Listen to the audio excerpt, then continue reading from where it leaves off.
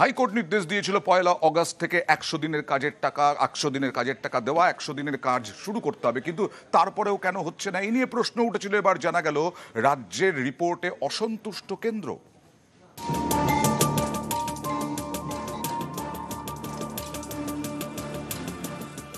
একশো দিনের কাজ কেন্দ্রীয় সরকারের প্রকল্প, গরিবের আয়ের বড় ভরসা। দুর্নীতির কারণ দেখিয়ে 2022 সালের মার্চ থেকে পশ্চিমবঙ্গকে এই প্রকল্পে টাকা দেয় না কেন্দ্রীয় সরকার। 2022-23 অর্থবর্ষ থেকে গ্রামীণ আবাস যোজনাতেও বরাদ্দ বন্ধ। এ নিয়ে সংসদে প্রশ্ন তোলেন হুগলির তৃণমূল সাংসদ রচনা বন্দ্যোপাধ্যায়।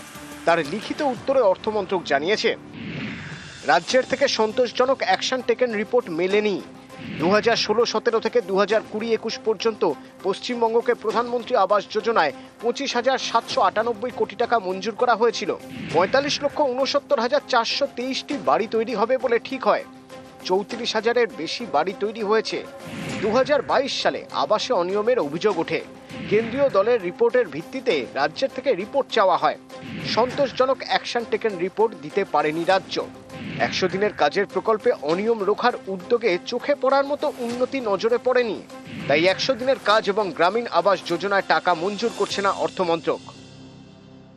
অন্যান্য রাজ্যে তাদের রিপোর্টে কি আছে কেউ জানে না, কিন্তু তারা টাকা পাবেন। বাংলার ক্ষেত্রেই হবে। এর কতবার 2বার 3বার হেরেছেন, আরও 5বার হারবেন। বাংলাকে আটকে রাখা যাবে না। আমি তো একটা কথা সবাইকে বলি, আমাদের মুখ্যমন্ত্রীর নাম মমতা ব্যানার্জি। একটা কথা আছে না বাংলায়, যে খায় চিনি যোগায় চিন্তামণি। আপনি না দিলেও বাংলার মানুষ দুধে ভাতে আছে, দুধে ভাতে ছিল, দুধে ভাতে।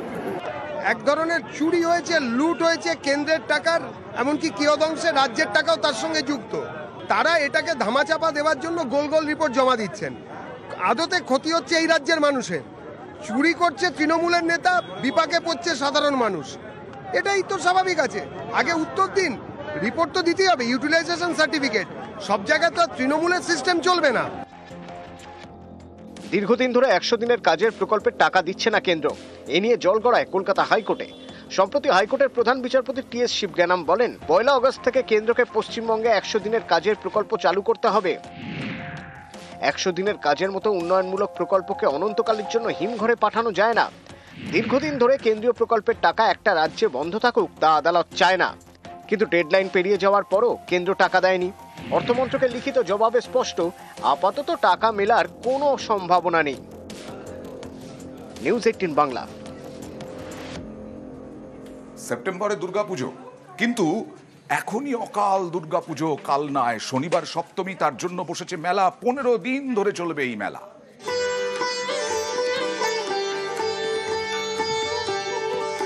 নানা রঙের আলো,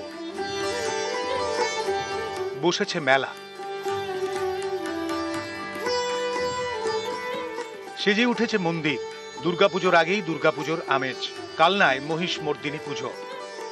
খুবই আমরা আনন্দ করি, আমাদের খুব ভালো লাগে এবং সবাই এখানে মিলিত হয়।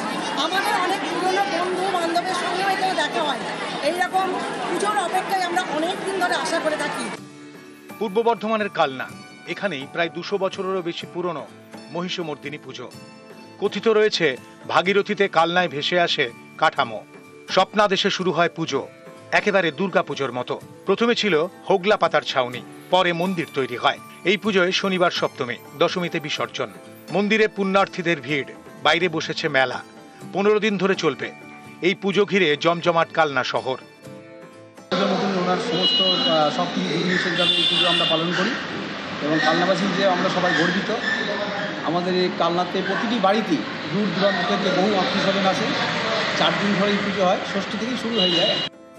অকাল দুর্গাপুজো, কালনায় উৎসবের আমেজ। জোর দেওয়া হয়েছে নিরাপত্তায়।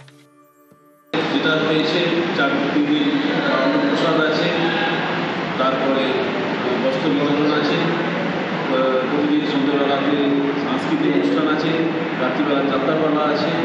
কালনা থেকে নবকুমার রায়, নিউজ 18 বাংলা।